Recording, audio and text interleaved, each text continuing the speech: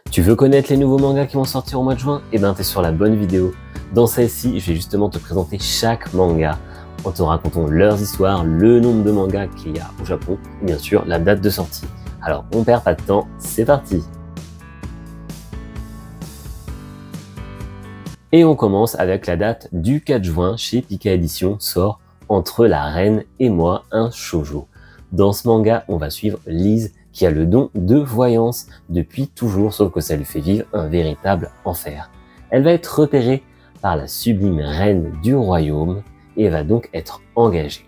Arrivée au palais, elle va sentir une tension palpable, puisqu'en fait, il y a une guerre de succession entre la reine et ses 5 frères. Pour la stabilité du royaume, il faudrait que la reine se marie et puisse donner un héritier. Mais en scrutant le futur, Lise va se rendre compte d'un terrible secret qui pourrait bien bouleverser l'avenir du royaume entier. Ce manga comporte actuellement 5 tomes au Japon. Toujours à la même date, le 4 juin, et toujours chez Pika Édition, cette fois-ci c'est un shonen du nom de Keijin Fugeki. Dans ce manga, on va partir dans un futur lointain où les catastrophes naturelles prennent la forme de monstres et on les appelle les Nocturnes. Seul rempart à ça, les Fugeki, des chamans dansants qui puisent leur pouvoir des dieux. Parmi eux, 2 jeunes garçons, Jin, tout droit venu de la campagne japonaise, et Gao qui a fui son pays natal, l'Empire britannique. Tous les deux vont s'allier pour éviter la fin du monde. Ce manga comprend actuellement 4 tomes au Japon. On passe à la date du 5 juin et sort chez Akata un nouveau seinen qui sera conclu en 2 tomes au rythme de mon ruban. L'histoire se passe en 1984 à Hiroshima. On va suivre Rintaro, un jeune garçon qui se replie sur lui-même depuis la mort de sa mère et il n'est pas aidé par un père assez taciturne. Harcelé à l'école, rien ne va pour lui. Mais un jour, il va tomber sur un athlète qui va manier le ruban. Et là, c'est le déclic. Lui aussi veut devenir champion de gymnastique rythmique. Donc ce ne sera vraiment pas sans rappeler le manga chez Vega, qui est lui autobiographique, Seus, qui raconte exactement la même histoire. Alors du coup, je suis assez curieux de voir comment va être racontée cette nouvelle histoire, puisque clairement, les thématiques vont être exactement les mêmes. Mais cette fois-ci, ce sera donc en 2 volumes. Toujours à cette même date, sort Great Kaiju Gaiatima chez les éditions Kiun, un seinen. Dans ce manga, un monstre du nom de Gaiatima est sorti de la mer, sauf que celui-ci a provoqué un énorme tsunami et a détruit une partie d'une ville portuaire où vivait Miyako. Heureusement, la créature est tuée et elle s'est dissoute dans l'eau. Aujourd'hui, la ville vit paisiblement et vit grâce au tourisme et à la pêche, puisque depuis sa dissolution dans l'eau, il se trouve que la mer est devenue très fertile à cet endroit-là. Depuis aussi, Miyako, elle, a décidé de créer des petites figurines au nom de Gaiatima, en souvenir de cette créature qu'elle méprise plutôt, alors que certains sont prêts à dire que finalement c'était une bénédiction. Mais voilà, un nouveau monstre s'attaque à la ville, et là, Miyako, d'un coup, se met à cracher une bille. Et dans la bille, il se trouve qu'il y a Gaiatima. Et si finalement vous détenez Godzilla dans votre poche, qu'est-ce que vous feriez? Voilà, c'est toute la question que se pose. Ce mangaka a décidé de revisiter un peu les gros monstres avec des combats XXL et aussi une espèce de Pokéball qui sort de ta bouche et c'est toi qui maîtrises un peu les monstres. Donc franchement, c'est un manga qui pourrait m'intéresser. Je trouve ce principe a l'air plutôt cool. Et ce manga d'ailleurs comporte actuellement 5 tomes au Japon. Toujours le 5 juin sort aux éditions Akata une création originale numéro inconnu. Dans ce manga, on va suivre Coralie qui n'a que 15 ans et qui s'inquiète de ne pas encore avoir ses règles. Elle décide alors de consulter un médecin et elle va se voir diagnostiquer le syndrome de Rokitansky-Kuster-Hauser. Pas facile à dire. Une forme d'intersexualisation qui se définit par l'absence totale de vagin ou d'utérus. Du coup, ils vont forcément lui proposer d'essayer de réparer tout ça. Et sauf que c'est là qu'elle va commencer à vivre un véritable enfer médicinal et juridique. Donc en fait, ce manga C'est une autobiographie qui va raconter justement l'histoire de son autrice et de vraiment tout ce qu'elle a vécu. Et apparemment, on pourrait croire que ça a été romancé parce qu'il va lui arriver beaucoup de choses et apparemment tout est vrai. En tout cas, c'est ce que assure l'éditeur. Donc c'est une autobiographie. On ne sait pas combien de volumes il y aura au final, mais ce tome 1 sort le 5 juin. Chez Komiku Édition sort Renaissance Royale, un shoujo qui compte actuellement 2 tomes au Japon. Ce manga nous parle du prince Kurui, un prince totalement indigne. Il est arrogant, imbu de lui-même et après des actes répréhensibles, il va se faire bannir du palais royal et devenir un roturier. Épuisé et couvert de boue, l'ex-prince va tomber sur une auberge et va rencontrer Emma qui, elle, est passionnée par tout ce qui touche au palais royal. Et quand elle va voir son idole pour la première fois, elle va se rendre compte qu'il n'est pas exactement comme elle espérait. Donc voilà, c'est une petite comédie romantique apparemment dans un monde de fantasy et c'est assez chill. Encore chez Akata sort Tout à fait mon genre, un shoujo qui sera terminé en 2 tomes. Ce manga nous raconte l'histoire de Kazuma qui va enfin aller à l'université et il se dit c'est le moment ou jamais de pouvoir sortir avec une fille. Sauf que sur son chemin va se dresser Akira Haruna. Et c'est le coup de foudre immédiat. Sauf que il se pose encore une question, c'est est-ce que c'est un homme ou est-ce que c'est une femme? Est-ce que Kazuma est-il prêt à aimer quelqu'un de son genre? On passe à la date du 6 juin et sort chez Kana Yojiro, recueil d'histoires courtes. Comme l'indique son nom, c'est donc un recueil de 5 histoires courtes sur Yojiro, le grand-père de l'héroïne de Yawara. Ce seinen est un one-shot. À la même date sort Mobile Suit Zeta Gundam Defile aux éditions Vega. C'est un nouveau manga de Gundam, un shonen, qui comporte actuellement 21 tomes au Japon. Alors attention si vous décidez de commencer ce manga, puisque ça fait quand même pas mal de tomes. Dans cette nouvelle itération de Gundam, on va suivre la création de nouvelles générations de robots géants, les Mobile Suits Gundam, qui sont non pas créés pour la paix, mais pour réprimer les dissidents politiques. Ainsi, les ennemis d'hier deviennent les héros d'aujourd'hui, quand vient le moment de rétablir la balance de la justice. Ah ouais, ce genre de résumé, c'est clairement pas pour moi, et je sais que Gundam ça plaît à beaucoup de monde. Toujours à la date du 6 juin sort chez Vega Sasaki and Pips, un nouveau shonen qui compte actuellement 2 tomes au Japon. Ce manga nous raconte la vie de Sasaki, un employé de bureau de 39 ans qui vit une vie monotone. Mais un jour, il décide d'adopter un oiseau du nom de Pichan. Mais cet oiseau, c'est pas n'importe quel oiseau, puisqu'en fait, c'est la réincarnation d'un ancien magicien et celui-ci lui confère des pouvoirs comme voyager à travers les mondes. Sasaki décide donc de vendre en fait la technologie de son monde à des civilisations moins avancées. Mais un jour, tout va changer lorsqu'il va sauver une femme qui est en fait une agente secrète et celle-ci va lui demander de rejoindre son agence. Ce manga comprend 4 tomes au Japon. On passe à la date du 11 juin où sort Iwamoto Senpai, un manga qui comprend 10 tomes au Japon et qui sort chez nous, chez Mangetsu.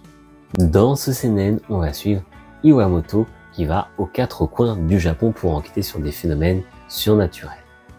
Il va enquêter dans un village où la neige qui tombe est noire et tomber sur un adolescent qui a de drôles de pouvoirs. Celui-ci considère ses pouvoirs comme une malédiction, mais Iwamoto va lui dire que finalement, ils partagent tous les deux un lien plutôt particulier avant de lui remettre une lettre de recommandation pour le collège Seiyo, là où Iwamoto passe, le surnaturel rôde. À cette même date, chez Les Arts Noirs, sort Only Just Married, un josei qui comprendra au total 10 tomes. Dans ce manga, on va suivre Akiya Okado. Est-ce qu'elle a un petit ami? Pas du tout. Est-ce qu'elle aide des amis? Oui, elle en a beaucoup. Est-ce qu'elle a un travail? Ouais, et il est dément. Et clairement, pour rien au monde, elle voudrait avoir la bague au doigt. Et pourtant, il y a une demande de mariage qui va lui tomber dessus. À l'origine de cette proposition, l'éditeur Momose, qui cherche à avoir le statut conjugal pour une raison qui nous est encore inconnue. Et finalement, et si notre héroïne décidait d'improviser, de dire bon ok, on se lance dans un mariage, on verra ce que ça donne. Donc c'est une comédie qui a l'air totalement déjantée. J'avoue que sur le principe, ça a l'air plutôt cool. Ça pourrait être franchement un truc que je pourrais lire. Shinobi no Bi sort Say Thank You, un seinen, un one-shot. Ce recueil d'histoires courtes va nous parler d'amour et d'amour sur toutes ses formes, entre l'amour entre une collégienne et son professeur, l'admiration qu'on peut avoir pour une personne, bref, c'est l'amour qui est au centre de ces histoires. Encore le 11 juin sort toujours Shinobi no Bi, Sous la pluie avec toi, un seinen qui comprend actuellement 7 volumes au Japon. Sous la pluie avec toi va nous parler de la rencontre entre une jeune femme et son chien. Enfin, son chien. Il ressemble quand même beaucoup à un tanuki, son chien. Mais l'essentiel, c'est que le courant passe entre eux et que son petit tanuki, elle, arrive à communiquer par écrit. Bref, dans ce manga, on va suivre ce duo plutôt mignon et plein de tendresse à travers leur vie quotidienne. À la date du 12 juin sort chez Kurokawa Blood Crawling Princess, un seinen. Ce manga va nous parler de la princesse Evita qui vit une vie modeste et paisible dans un royaume, jusqu'au jour où son voisin décide d'attaquer sans prévenir. Et là, elle assiste impuissante au massacre de sa famille et à la prise de ses terres. Seule survivante, elle se voit envoyée dans une maison close et devient la prostituée Priscilla. Alors qu'elle semblait condamnée à une vie de torture sous les mains du troisième fils du souverain, les cloches de la révolte sonnent enfin.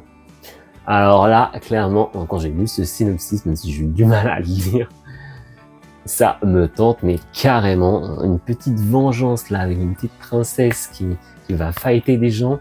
Ouais, j'avoue, il faut que je creuse le truc, mais en tout cas, sur le principe, ça me plaît. Je pense que je vais craquer sur ce manga, et c'est le premier de tout ce que je vous ai présenté pour l'instant qui m'intéresse véritablement. Donc ce manga d'ailleurs, avant de terminer là-dessus, comprend actuellement 4 tomes au Japon. On passe à la date du 13 juin où sort chez Meian Mercedes de la lune décroissante, un shoujo qui comprend actuellement 4 tomes au Japon. Ce shoujo nous raconte l'histoire de Mercedes qui naît avec les souvenirs de son ancienne vie, une vie vraiment ennuyante à mourir. Sauf que actuellement, elle a beau être la fille d'une noble, elle vit dans la pauvreté dans un manoir délabré et en fait, aimerait vraiment que sa vie change. Donc elle décide de prendre les choses en main et de devenir Seeker. Et voilà. Ouais, ce résumé est vraiment pas folichon. Alors j'ai déjà un peu réduit le truc, mais là, je comprends pas tout. Donc on va quand même lire là quelques phrases que Meian nous dit en plus. L'aventure fantasy de conquête de donjons d'une jeune vampire déterminée à mener une vie heureuse et sans regret. Il y a actuellement 4 tomes au Japon.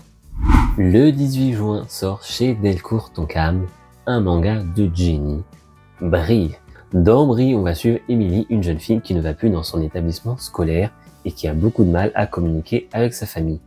Mais voilà, elle va avoir 2 nouveaux voisins. Simon et son père emménagent juste en face de chez elle et Simon éveille la curiosité d'Emily. Puisque après tout, ils ont chacun un point commun, et ils sont tout seuls, lui étant justement arrivé d'une nouvelle ville. Il ne connaît personne non plus. Donc voilà, on est face à une création originale française, donc chez Delcourt Tonkam, on ne sait pas du coup combien il va y avoir de tomes. Et donc c'est un manga de Jenny, je dois avouer que j'avais bien aimé son autre manga qu'elle avait fait, Pink Diary, qui était vraiment un excellent shoujo sur le harcèlement. Donc là, je pourrais clairement me laisser tenter et je vois que le genre c'est marqué Fantasy Aventure. Alors par rapport au résumé que je viens de lire, ça n'a pas l'air de coller, mais faut voir de ça d'un peu plus près une fois le manga en main. À la même date du 18 juin sort Les Guerres Invisibles, un josei des éditions Saka. Ce manga se passe après la Seconde Guerre mondiale dans un Tokyo totalement en ruine et occupé par l'armée américaine. Alors que tout est en pleine reconstruction, il semble qu'une autre guerre, invisible aux yeux des gens, est encore lieu. En effet, on va suivre 4 personnes discriminées pour leur orientation sexuelle, leur nationalité, leurs origines ou leur identité. Un manga qui sera complété en 2 tomes. Toujours à la même date, un shonen sort chez Panini, Katana Beast. Ce shonen nous raconte l'histoire d'un royaume où il y a 12 tribus qui représentent les 12 signes astrologiques chinois. Ce royaume est sans cesse en guerre et pour apaiser les tensions, l'empereur décide en fait de réaliser un tournoi où il y aura un représentant de chaque tribu dans un combat. Mais lorsque vient la tribu du lapin, celle qui est considérée comme la plus faible, comment va-t-elle s'en sortir? Et si un combattant légendaire venait les aider? Un autre josei sort le 18 juin et c'est chez Panini, Le Sommeil d'Ève. Dans ce manga qui sortira en édition perfect comme Banana Fish et qui comprendra 3 tomes au Japon, dans ce manga on va suivre les événements après l'œuvre précédente Yasha. On va suivre Alissa. Un jour, elle va voir un garçon montrer du doigt un avion et dans cet avion va sortir un jeune homme qui apparemment a eu la prophétie qui va se marier avec une jeune fille qui serait liée au sang du dragon et il semblerait que cette jeune fille soit tout simplement Alissa. Chez Pika Édition sort le 18 juin aussi Superman Gourmet of Steel. En fait, dans ce manga, on va suivre Superman qui est donc au Japon, puis après avoir tabassé quelques ennemis comme d'habitude, et après avoir sauvé la Terre surtout, eh ben, il va décider de prendre une petite pause et de s'intéresser tout simplement à la cuisine japonaise. Et pourquoi pas d'ailleurs inviter quelques personnes de la Justice League à sa table. Donc c'est un manga qui comprendra 3 tomes au total. Toujours à la même date, mais cette fois-ci chez Crunchyroll, sort un shonen du nom de Vavan Vampire. Un manga qui comporte actuellement 10 tomes au Japon. Dans ce manga, on va suivre Renmaru qui vit et travaille au bain de la carte, un bain public détenu par la famille Tatsuno depuis des générations. Celui-ci est très proche du fils de la famille, Ryito, qui va bientôt rentrer au lycée. Il faut dire qu'ils sont très proches, il veille sur lui comme un grand frère dans l'ombre, mais c'est aussi parce que il y a quelques années de ça, il lui a sauvé la vie. Depuis, Renmaru attend le moment idéal pour le dévorer. Et oui, puisque Renmaru, en fait, n'est pas un simple employé modèle, mais c'est un vampire, et rien de mieux que le sang pur d'un jeune garçon. Mais le lycée, c'est l'arrivée de tous les vices entre les sorties entre potes, les rites de passage et les filles. Renmaru va tout faire pour faire en sorte que sa proie reste pure jusqu'au bout. Mais apparemment, il a du boulot. Alors, c'était un manga dont j'avais vu vite fait l'annonce, j'avais pas lu le résumé, et je me suis dit, bon, voilà, les annonces de Crunchyroll, moi, ça me fait vraiment ni chaud ni froid. Mais là, finalement, en lisant le résumé, en s'intéressant un peu plus, eh ben, je me dis que ça pourrait être une petite comédie assez sympathique. Ça pourrait être vraiment fun. À voir si je craque ou pas. Ce manga comprend 10 tomes au Japon. Cette fois-ci, c'est Panini qui nous sort un manga Marvel avec X-Men The Manga. Dans ce manga, ce shonen, on va suivre Jubilé, une adolescente qui cache un lourd secret. Elle est une mutante. Et bien qu'elle essaie de cacher ce secret auprès de sa famille, elle n'espère qu'une chose, enfin pouvoir être libre, sauf que des sentinelles vont débarquer et la voilà embarquée dans sa première mission d'X-Men. Ce manga comprend 13 tomes au total. Toujours à la même date, sort chez Casterman L'école des dragons sur la montagne, un one-shot et c'est un seinen. Dans ce manga, on va suivre 9 récits de fantasy en fait. On va voir le retour d'un héros dans son école, un ange qui s'interroge sur son orientation après le collège, des centaures qui triment comme des chevaux de trait et comme d'habitude des dragons qui volent au-dessus des écoles. Donc voilà, on va voir en fait un monde de fantasy et son quotidien. On passe à la date du 19 juin avec un nouveau seinen chez Akata, La Belle et la Racaille, un manga qui se termine en 3 tomes. Ce manga nous parle de Hatsuko, une fille très bagarreuse. Elle intimide autant qu'elle suscite de l'admiration auprès de ses camarades. Mais un jour, une nouvelle camarade de classe du nom de Kenzaki va commencer à lui tourner autour. Est-ce que Kenzaki arrivera à faire baisser sa garde à celle qu'on surnomme la tueuse aux millions de victimes? On passe à la date du 26 juin où sort un manga chez Kurokawa que j'attends particulièrement, Centuria. Dans ce shonen, on va suivre Julian qui aspire à la liberté et qui décide d'embarquer clandestinement dans un navire d'esclaves. Très vite, il va se lier d'amitié avec cette centaine d'esclaves, mais surtout avec Mira, une esclave qui est enceinte. Malheureusement pour eux, ils vont traverser des eaux dites maudites et ils ne sont vraiment pas prêts à ce qui va leur arriver. C'est un manga qui comprend actuellement 4 tomes au Japon et vous avez déjà un extrait qui est disponible. Donc j'ai déjà lu en fait, je voulais vraiment m'imprégner du manga et clairement je vais l'acheter. Ça semble vraiment très prometteur. Le 27 juin, aux éditions Shiba, sort Alba Boy and the Queen of Hell, un seinen qui comprend actuellement 4 tomes au Japon.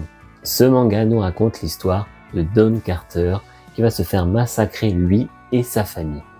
Une fois mort, il va se réveiller dans les cieux et lui et sa sœur en fait n'ont pas pu être jugés et du coup il représente une menace pour l'au-delà. Toujours à la même date sort chez Vega un manga qu'ils auraient très bien pu traduire le titre en français, mais je vais essayer quand même de vous le dire. Du coup, dans sa version originale, c'est de dire Alia sometimes hide her feeling in Russian. Ce manga nous raconte l'histoire de Alissa, une élève russe et japonaise. C'est l'élève la plus studieuse de l'académie, mais elle passe son temps à discuter avec un élève, lui, beaucoup moins sérieux, Masashika. Mais lorsque celle-ci décide de lui avouer ses sentiments en lui susurrant des mots doux en russe, elle pense que celui-ci ne comprend pas. Mais Masashika est en fait polyglotte, il comprend absolument tout ce qu'elle lui dit. Donc c'est une comédie qui a l'air assez fraîche, elle comprend actuellement 6 tomes au Japon.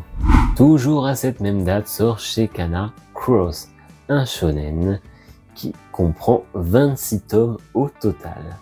Ce manga se passe dans un lycée pour garçons appelé Suzuren. Et dans ce lycée, il y a pas mal de combats, différentes factions essayent d'obtenir la place de chef. Mais voilà, la place est détenue par Banno, qui semble être le caïd du lycée. Certains essayent tant bien que mal de lui voler sa place, mais jusqu'ici, il arrive à imposer sa domination et il ne manque que quelques élèves à abattre pour réussir à être vraiment le roi du lycée. Mais malheureusement pour lui, il semblerait qu'un nouvel élève arrive au lycée et pourrait très bien changer les choses. Et pour clôturer ce mois de juin, toujours à la date du 27 juin, sort aux éditions Shiba Neo 4.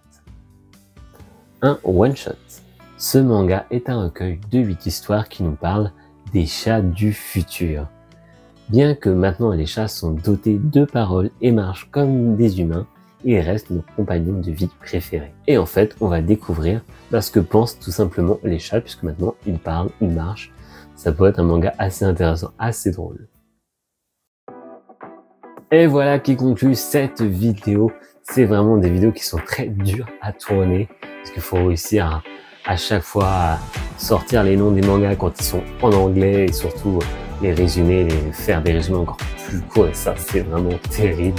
Surtout des fois quand il faut comprendre les résumés. Bref, alors merci d'avoir regardé cette vidéo. N'oubliez pas le petit pouce bleu ou l'autre, là, peu importe, mettez ce que vous voulez, hein, c'est selon votre appréciation. Et puis je vous dis rendez-vous la semaine prochaine pour une nouvelle vidéo. C'était Rayon. Salut!